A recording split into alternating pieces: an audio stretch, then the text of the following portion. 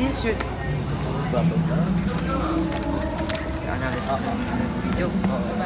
Wait! Did you fold that? It's just that.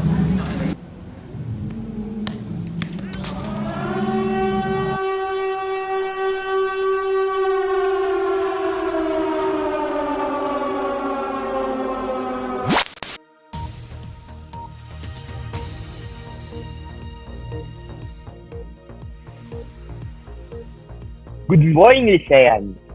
This news update is brought to you by News in Every Hour. We have some international news regarding the earthquake that occurred in Turkey. I'm Juan Emmanuel Cambonero, live this morning. A powerful earthquake hits Turkey and Syria, one measuring 7.8 in magnitude. The U.S. Geological Survey reported as magnitude 6.3 also shook Syria. For more on this story, let's bring in Chiarel Barcelona. So, Ian, what's the latest update or what's happening now in Turkey?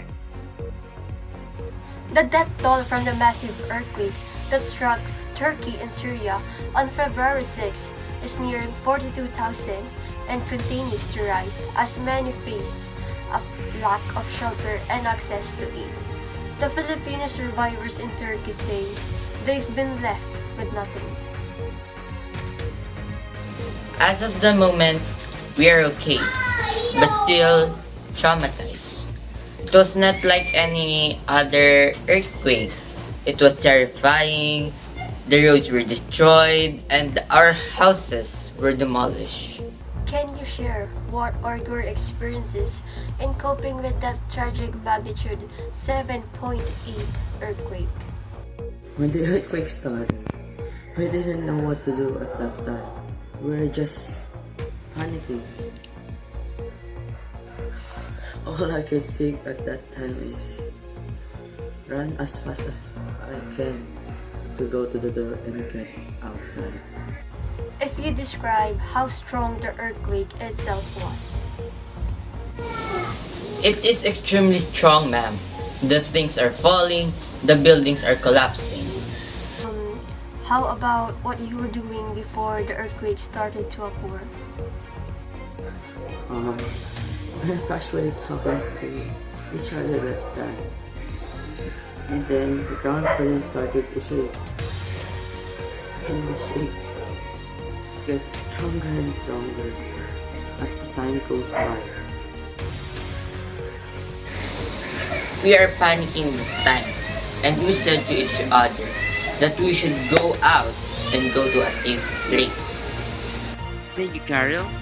And now, we're joined by the Philippine Embassy Ambassador, Miss Yos Ramos. Good day, Miss Ramos. Good day. So, Miss Ramos, how much damage caused the lives and property of a Filipino citizen in Turkey?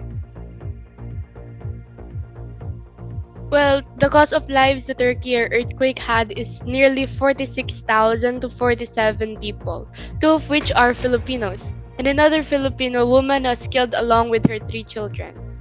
Now, when it comes to property, it showed the poor construction of buildings as modern construction techniques should have withstand these quakes.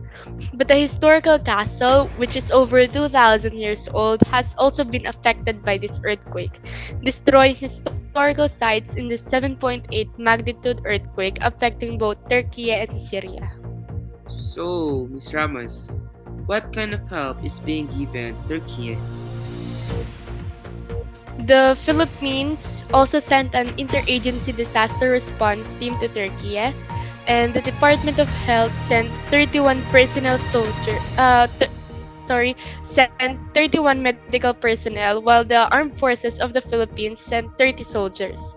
The Philippine House also donated 100,000 US dollars to Turkey earthquake victims. President Ferdinand Bongbong Marcos Jr. earlier announced that the Philippines will be sending 85 personnel, along with some relief goods such as blankets and winter clothing. We will still monitor and continue helping others. So, thank you so much for being with us, Miss Ramos.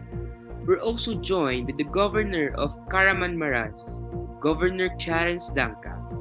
Good day, Governor Danca.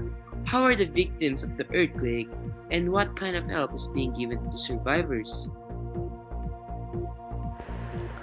Turkey and our neighboring country, Syria, are devastated by what happened.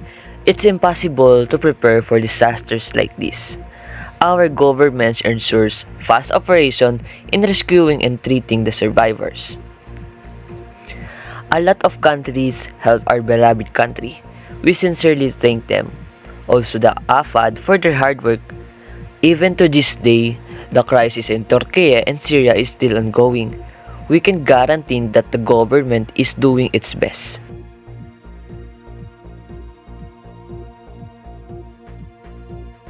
Every day, every night, news in every hour is always feed you. I'm Juan Emmanuel E. Cambronero, tuning out.